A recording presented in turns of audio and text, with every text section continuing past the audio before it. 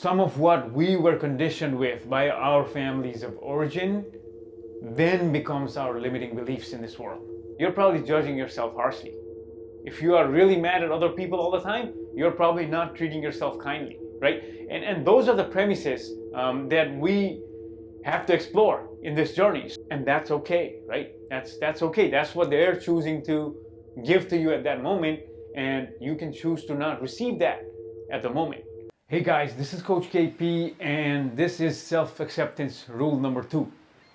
All right, so in the journey to radically accepting who we are, we need to find us a tribe, right? And what I mean by that is this tribe is going to be walking along with us in this journey. And a lot of times, this tribe is not the families of our origin, okay? So the family of our origin is a space, it's almost a container that made the birthing process happen, right? So it gave us life, but then a number of times they also installed our conditioning as we were growing up. So some of what we were conditioned with by our families of origin then becomes our limiting beliefs in this world. In terms of self-acceptance, some of these things that we were told by our family system becomes the source of conditional love, right? So you do this in order to be good, right? That's a condition that was placed upon us by our families of origin.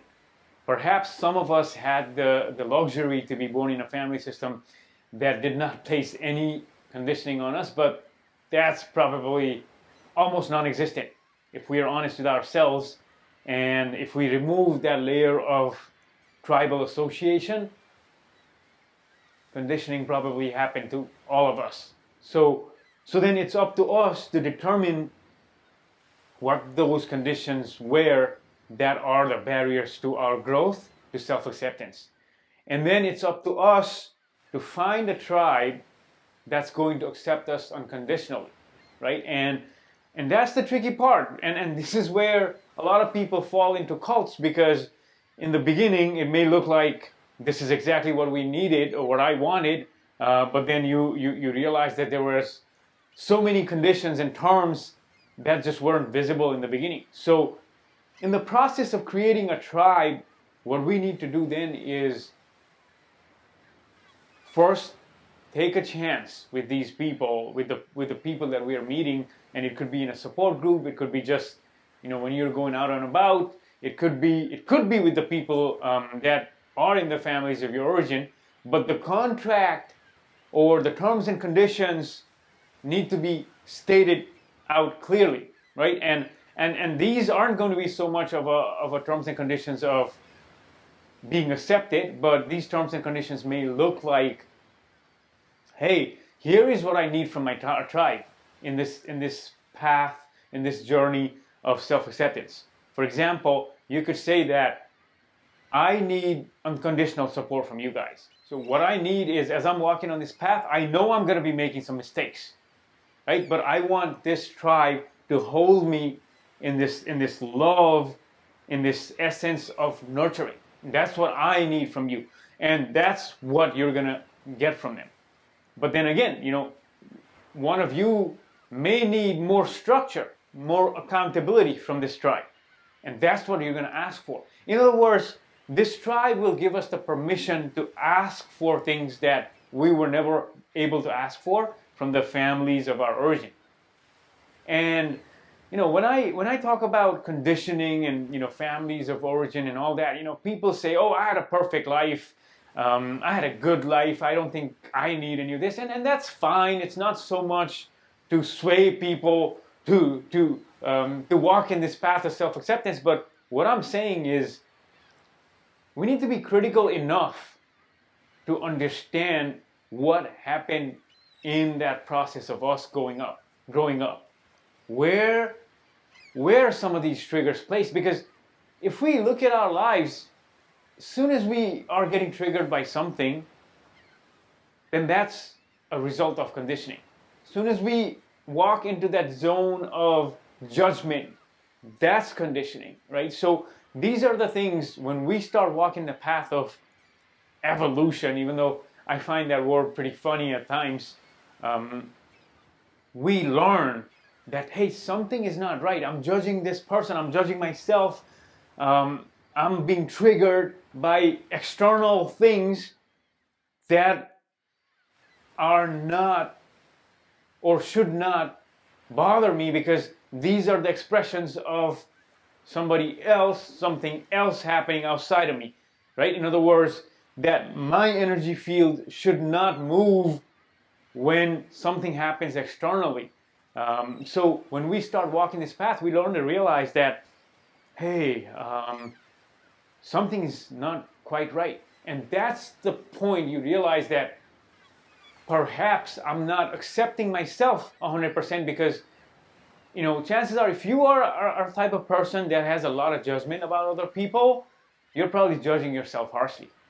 If you are really mad at other people all the time, you're probably not treating yourself kindly, right? And those are the premises that we have to explore in this journey. So coming back to creating a tribe, now this tribe is not there so much to change us, right? That's something that we need to be aware of and careful about, is that we don't find a tribe and then go right back into conditions and terms where we will be accepted by this tribe. We are going to do, or we are going to give to them what they ask for. What are their needs in this tribe? And we are going to ask for our needs with them, right? And it will be simple as that.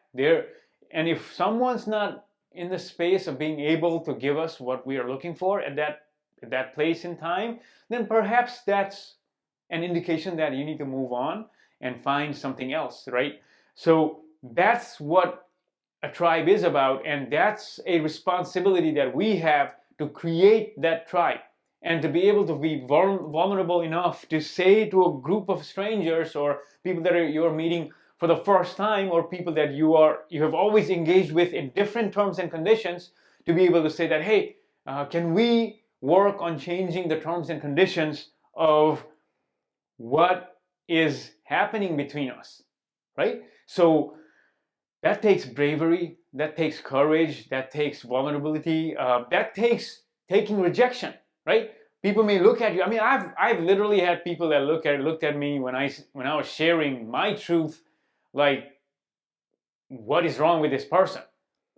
And that's okay, right? That's okay. That's what they're choosing to give to you at that moment, and you can choose to not receive that at the moment. So that's what we need in our self-acceptance journey, is a container that's going to hold us in the exact specifications that we want to be held in. Otherwise, finding safety in this world, especially in the beginning of our self-acceptance journey, can be very difficult. It can be so many setbacks that, you know, honestly could be avoided just by having this tribe, this group of supportive people that will be there for you and give you what you need at that moment. Okay, so that's all I have to say for today about walking this journey of self-acceptance. This is Coach KP. I hope you're enjoying the 30-day meditation content that's been coming out every week. And hey, if there's anything you want me to create content about, let me know and I'll do that for you. Okay, this is Coach KP. Peace.